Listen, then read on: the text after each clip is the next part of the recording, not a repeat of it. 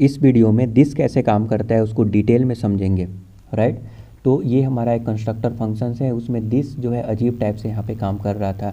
कभी जो है आप नोटिस कर रहे होंगे कि दिस इस कंस्ट्रक्टर फंक्शंस के प्रॉपर्टी को टारगेट कर रहा है, तो कभी जो है ये विंडोज़ ऑब्जेक्ट को टारगेट करता है, या फिर अगर कॉल अप्लाई बाइंड अगर मैं यूज कर दिया तो दिस के वैल्यू को मैं सेट करता हूँ, ओके, एज अ पैरामीटर कुछ मैं अरे आर्गूमेंट पास करूँगा और ऐसे दिस का वैल्यू सेट हो जाएगा। बट एक्चुअल में दिस कैसे काम करता है उसको डिटेल में समझेंगे इस वीडियो में। ये बहुत इंपॉर्टेंट और ख़ास होने वाला है ये वीडियो।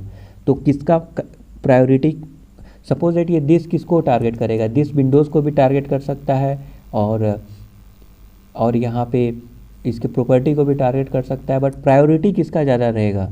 तो एज अ प्रायोरिटी वाइज मैं यहाँ पे उसका कुछ रूल निकाला हूँ, ठीक है, उसको आप ध्यान से समझिए। तो मैं आपके टाइम के बचत के लिए 6.js में ऑलरेडी मैं क्रिएट कर चुका हूँ और मैं इसी को रन भी करूँगा। नाउ यहाँ पे आप नोटिस कर रहे होंगे रूल नंबर 1 कि if the new keyword is used when calling a function, calling the functions, this inside a function is A brand new object. Well, इसका मतलब क्या है, if new keyword is used when calling a function, like ये constructor functions ही है, उसका मैं instance यहाँ पे क्रिएट कर रहा हूँ, बट मैं न्यू कीवर्ड यूज करके कर रहा हूँ ना, राइट, न्यू कीवर्ड यूज कर रहा हूँ। तो जब मैं न्यू कीवर्ड यूज करूँगा तो जो दिस है वो किसको टारगेट करेगा, तो this inside a function is A brand new object. समझ में आया, ये जो है ऑब्जेक्ट एक रहेगा, ओके, थोड़ा बहुत आपको समझ में आ रहा है। तो मैं एक कंस्ट्रक्टर फंक्शंस में क्रिएट किया जिसका फर्स्ट लेटर कैपिटल है, जिससे पता चलेगा आपको कि ये कंस्ट्रक्टर फंक्शंस हैं। देन मैं उसका इंस्टेंस क्रिएट किया और मैं उसको कंसोल लॉग कर रहा हूँ। Let's see what will be the output. तो यहाँ पे जो आउटपुट दिख रहा है वो टेस्ट एम्प्टी ऑब्जेक्ट, ये एक एम्प्टी ऑब्जेक्ट है, राइट। नाउ अगर मैं यहाँ पे मैं एक variable suppose that this dot let say rule one अगर मैं करूँ इज इक्वल टू ओके में लिखता हूँ, ठीक है, कुछ भी, ठीक है, मैं कुछ भी लिख रहा हूँ। अब मैं यहाँ पे कंसोल लॉग करूँगा और let's see what will be the output. Console dot log, okay, ऐसा रहेगा console dot log, and then यहाँ पे मैं this dot rule one, this मैं यहाँ पे प्रिंट करता हूँ। Let's see what will be the output.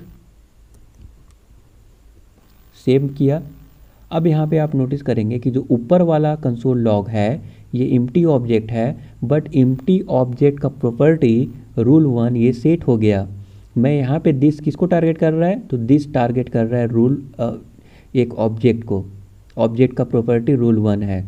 अगर मैं इसी को अगर मैं कुछ इस प्रकार लिख दूँ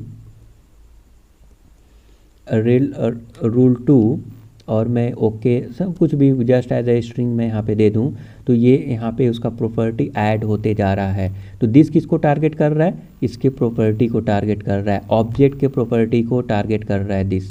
ये क्लियर हो गया। अगर मैं इस रूल को एक्सेस करना चाहूँ इनसाइड दिस कंस्ट्रक्टर फंक्शन, तो दिस डॉट रूल मैं करूँगा, ठीक है। अगर मैं ये करता हूँ तो यहाँ पे आप नोटिस करेंगे कि उसका वैल्यू आ रहा है ओके, इट्स ओके, बेहतरीन है, राइट। तो ये हमारा पहला रूल है। अगर ये रूल अगर सेटिस्फाई अगर हो जाता है, ये कब सेटिस्फाई होगा कि if the new keyword is used when calling a function. अगर हम न्यू कीवर्ड यूज करके फंक्शंस को कॉल करने का प्रयास करेंगे, जिसको कंस्ट्रक्टर फंक्शन भी बोलते हैं, उसके थ्रू ऑब्जेक्ट का इंस्टेंस क्रिएट कर रहे हैं, राइट।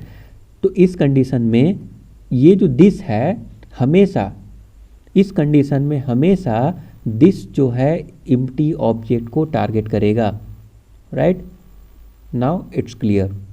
नाउ रूल नंबर 2 में चलते हैं कि if apply call bind are used to call और create a functions, it's this inside a function is a object that is passed in as the argument, as the argument. It means what, कि अगर हम call apply और bind use करके function को call करेंगे तो जो हम आर्गूमेंट पास कर रहे हैं दिस उसके अंदर जो होगा वो उस आर्गूमेंट को टारगेट करेगा। तो ये हमारा पहला रूल नंबर 1 के लिए था। तो मैं इसको एक काम करता हूँ, थोड़ा स्पेस दे रहा हूँ, इसको मैं गिटहब पे डाल दूँगा और आपको मैं ये स्टडी करने के लिए ये भी मैं आपको प्रोवाइड कर दूंगा ताकि आप बड़े आसानी से प्रैक्टिस करके सीख सकते हैं। ये आपका नोट्स है, ठीक है। तो आपके लिए मैं नोट्स क्रिएट कर रहा हूँ दोस्तों। यूट्यूब चैनल को सब्सक्राइब ज़रूर कीजिएगा। तो ये रूल नंबर 1 है। अब रूल नंबर 2 में आते हैं और उसको मैं यहाँ पे समझने का हम लोग प्रयास करेंगे। रूल नंबर 2 नाउ इसके लिए अगेन मैं एक एग्जांपल क्रिएट करूँगा, बहुत ही छोटा सा एग्जांपल है, ठीक है। नॉर्मल एक फंक्शन में डिक्लेयर कर लेता हूँ, एक है फंक्शन और फंक्शंस का नेम मैं कुछ भी दे देता हूँ। तो फंक्शंस ए में दे देता हूँ, ठीक है, ए में दे दिया और मैं यहाँ पे कंसोल लॉग करूँगा। क्या? कंसोल लॉग दिस करने वाला हूँ। ये दिस किसको टारगेट करेगा? इसी को हमको देखना है। ये दिस किसको टारगेट कर रहा है, इसको हमें देखना है।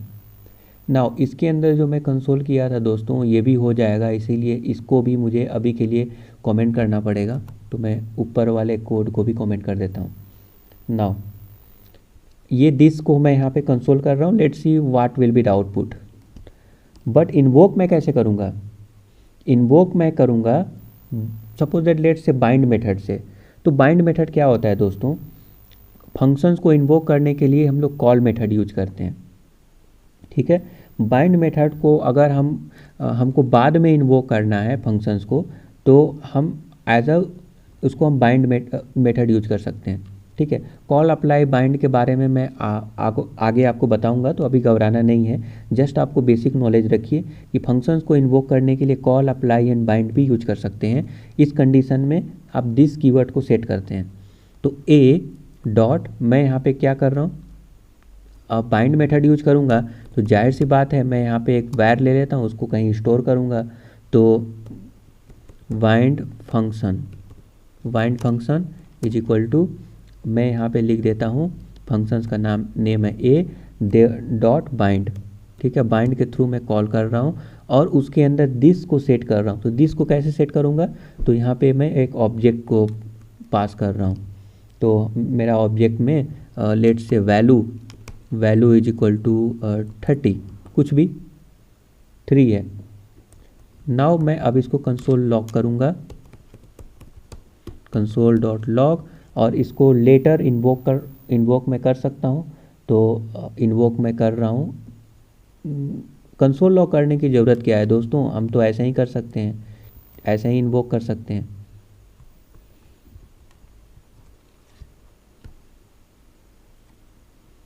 ठीक है। तो मैं यहाँ पे अब बाइंड मेथड में क्या होता है, हम दिस वैल्यू को सेट कर रहे हैं, उसके बाद जो हमको रिटर्न मिल रहा है वो इन्वोकेबल है। इसको हम इन्वोक कर सकते हैं। इन्वोक मतलब कॉल करना, कुछ नहीं है, टर्मिनोलॉजी है, राइट। तो अब मैं यहाँ पे करूँगा तो वैल्यू क्या मिल रहा है? दिस में ये जो दिस है किसको टारगेट कर रहा है? दिस टारगेट कर रहा है दोस्तों, ये टारगेट कर रहा है इस ऑब्जेक्ट को जो मैं पास किया है ना। इंटरेस्टिंग। बट वेट, अगर मैं डायरेक्टली एक को ऐसे इन्वोक कर दूँ तो दोस्तों इस कंडीशन में क्या होगा? दिस जो है विंडोज़ ऑब्जेक्ट को टारगेट कर रहा है, राइट। बट अगर मैं कॉल अप्लाई बाइंड यूज करके मैं जो पास कर रहा हूँ वो आर्गूमेंट को, वो जो है आर्गूमेंट ट्रीट कर रहा है, उसको टारगेट कर रहा है। तो है ना इंटरेस्टिंग कि दिस एक्चुअल में ये विंडोज़ ऑब्जेक्ट को टारगेट करना चाहिए, but call apply and bind use करेंगे तो दिस जो है जो आर्गूमेंट मैं पास कर रहा हूँ उसको टारगेट करेगा। हालांकि बाइंड का सिंटैक्स कुछ इस प्रकार होता है, एज अ आर्गूमेंट हम यहाँ पे पास कर सकते हैं।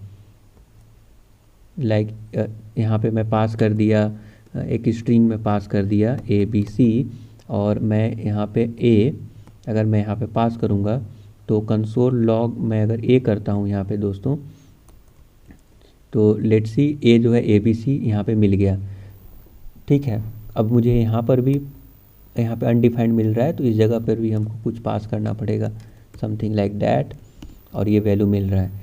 तो दिस किसको टारगेट कर रहा है यहाँ पे दोस्तों, दिस ये टारगेट कर रहा है कॉल अप्लाई बाइंड के थ्रू, जब मैं किसी ऑब्जेक्ट को मैं पास कर रहा हूँ, पैरामीटर आप बोल सकते हैं आर्गुमेंट, आर्गुमेंट को जो पास कर रहा हूँ ये उसको टारगेट कर रहा है, ये दिस, राइट। ओके, तो आप समझ गए ये पहला प्रायोरिटी क्या है, कि फर्स्ट प्रायोरिटी कि अगर कंस्ट्रक्टर फंक्शंस हैं न्यू कीवर्ड यूज करके अगर कॉल कर रहे हैं तो ये एक एम्प्टी ऑब्जेक्ट हो जाएगा, otherwise call apply bind use कर रहे हैं तो दिस जो है टारगेट करेगा जो हम आर्गुमेंट पास कर रहे हैं कॉल अप्लाई बाइंड में। अब कॉल अप्लाई बाइंड के बारे में आगे मैं बताऊंगा, अभी मैं डिटेल में बताने लगूं तो ये अपने आप में बहुत बड़ा टॉपिक है और मैं वीडियो बहुत